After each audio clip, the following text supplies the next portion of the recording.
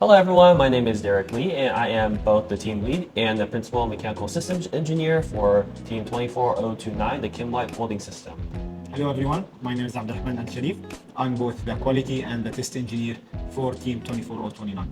Hello, my name is Fawaz Ghanem. I'm a mechanical engineer on the team and I'm also the procurement lead. Hi, I'm Ramis Aminov and I'm mechanical engineer of this team as well as a videographer. Hi, my name is Bas Davila. I am one of the embedded systems engineer. Hi, my name is Abraham Takalik, and I'm the other embedded systems engineer. Roche ensures the performance of its benchmark Ultra Plus instruments through various tests, including one called the residual volume test. This test verifies that the instrument dispenses the correct amount of reagent on each slide. However, it requires personnel to fold the Kimwipe to the size of a standard specimen slide. The process soon becomes time-consuming and hampers the testing process, especially with the production of numerous instruments weekly.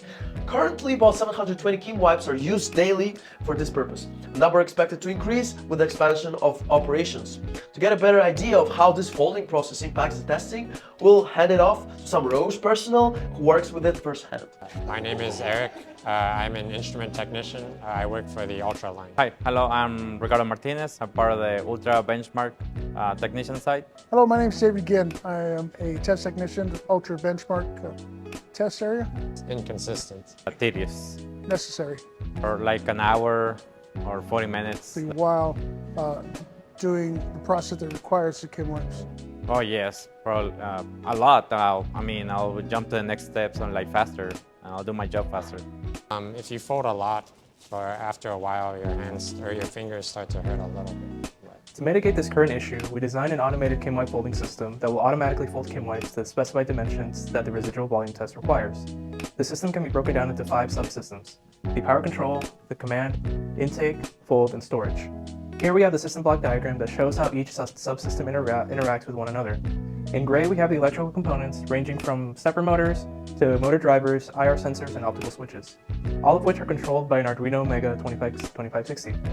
Next, in yellow, we have each subsystem such as the wrapping mechanism, the fold compressor, motor set point, and the fold subsystem, for example. Then in red, we have the external components such as our AC power, a technician, and our Kimwipe tissues. Lastly, in green, we have representing the software which is contained in the command subsystem, again processed by an Arduino 2560. It is also important to mention that we are abiding by standard IEC 61010, which we will discuss further. So after finalizing how our subsystems function and interact with each other, we began prototyping various iterations of our system until coming to our final design. As mentioned, getting to our final design took many prototypes/versions of our system, so before we get to that, we will dive into how we arrived to the final design, starting with MVP1. To build our first iteration of our Kimwipe folding system, we utilized extrusion beams to serve as our frame. For the intake system, we designed a simple 2-roller system powered by a NEMA 17 stepper motor to feed Kimwipes into the folding system. After some testing, we quickly noticed the inconsistencies of Kimwipes being fed in. This ranged from Kimwipes bunching up or the rollers not catching Kimwipes at all. Here, we made some changes to the design to mitigate those issues by adding a pulley belt system and a vertical actuating conveyor system. This led to more overall control on each Kimwipe and led to more consistent results.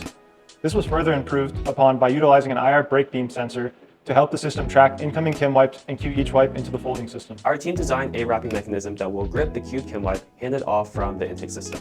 Once gripped, it will roll the Kimwipe into a cylindrical shape and stop rotating and perform a final knife fold to get the desired dimensions. Testing design provided useful information as to where we needed to make some changes. The first we discovered was the wrapping mechanism itself. As we can see here of the wrapping mechanism from our MVP1, the MVP1 wrapping mechanism was able to provide the cylindrical shape, but once the tension from the last intake roller was released, it will go ahead and unravel. To address this issue, we improved the wrapping mechanism design by adding an inner core and outer core exhibited here. So we have the inner core right inside, and we have the outer core right on the outside. Not exhibited here, but 2 on the outside and 2 on the inside sliding shafts will receive constant force springs to assist with the retracting of both modules. The wrap module assembly is then supported by the base support stand, which houses the slotted optical switch located on the inside to help provide rotational positioning of the inner core module. And additionally, the cam vertical actuator located on the bottom over here will provide a push-up force, pushing up the bottom half of both modules to help grip the Kimwipe, while also allowing the inner core module to rotate. Once the Kimwipe is rolled, the system will utilize the exiting module to serve as our final knife fold. Once the wrapping mechanism has rolled the Kimwipe into its cylindrical form, now we enter the exiting module. The exiting module consists of 3 main subassemblies: the actuator and the 2 exit rollers. The actuator will bring the exit rollers apart and closer together. Lastly, the exit module will also eject the final folded Kimwipe out from the bottom of the exiting module. So we have utilized an Arduino Mega 2560 controller system. So we chose this model because it contains 54 input-output pins, which accommodates a large number of input and output lines compared to other boards, and that gives the advantage of interfacing many exterior devices.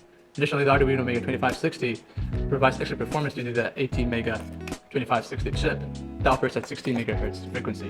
So for our software, we have designed and implemented our own libraries to meet the specification we need and the range of flexibility we're looking for. We have scratchable implementation for the stepper motors, timers, and servo motors, which has helped us to achieve necessary multi-threading. It gives us the opportunity to be able to have an optimized balance of high torque and optimal speed for motors, like these. So to establish a reliable reference point for our folding subsystem, we have used IR brake beams, which function as motion detectors. These sensors work by determining the amount of infrared radiation received by the receiver from the emitter.